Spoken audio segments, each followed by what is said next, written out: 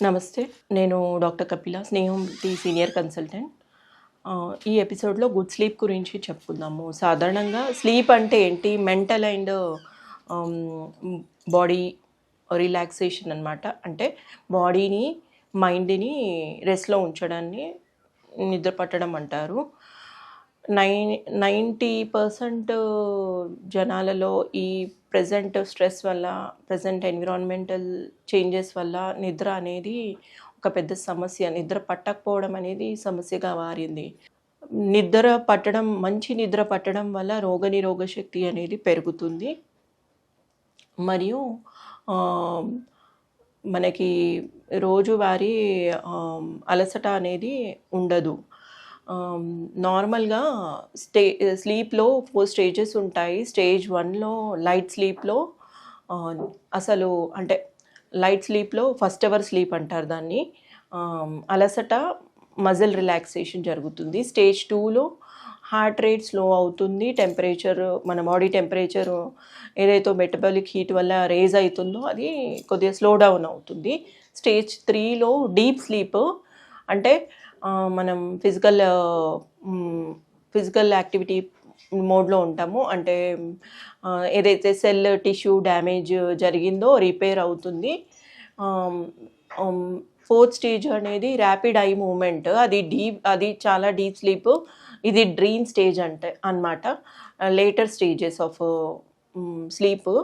అందులో మనకి డ్రీమ్ వస్తూ ఉంటాయి. సో గుడ్ స్లీప్‌కి మనం పాటించాల్సిన సూచనలు ముందుగా చెప్పుకున్నట్లయితే ప్రతి మనిషికి మినిమమ్ 10 అవర్స్ స్లీప్.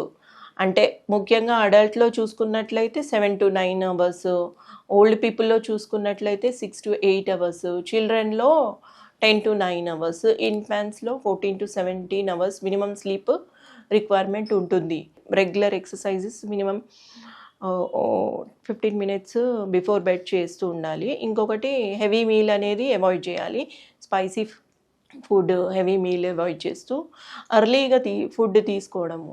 అంటే 2 to 3 అవర్స్ ఎర్లీగా ఫుడ్ తీసుకున్నట్లయితే మనకి డైజెషన్ బెడ్‌కి వెళ్ళకముందు అవుతుంది. సో రిలాక్సింగ్ మోడ్లో ఈజీగా తొందరగా కంఫర్ట్ అవ్వచ్చు.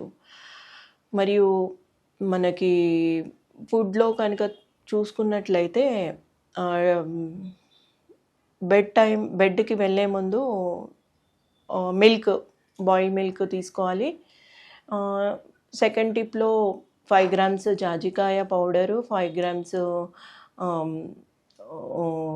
దాని నట్మగ్ పౌడరు, మరియు 2 grams పచ్చకర్పూరము కలిపి పేస్ట్ లాగా చేసుకొని అందులో డ్రై కిస్మిస్ కలిపి తీసుకున్నట్లయితే నిద్ర సరిగ్గా పడుతుంది. మరియు మన క్లినిక్లో హోమియోపతి ట్రీట్మెంట్లో కాఫియా క్రూడా, పాసిఫ్లోరా, క్యాలిఫాస్ లాంటి మెడిసిన్స్తో పాటు కాన్స్టిట్యూషనల్ మెడిసిన్ ఇవ్వడం జరుగుతుంది. సో ఎవరికైతే నిద్ర పట్టట్లేదో కాన్స్టిట్యూషనల్ మెడిసిన్ ద్వారా పూర్తిగా ఇన్సామ్నియా నుంచి నియంత్రించుకోవచ్చు. ధన్యవాదాలు.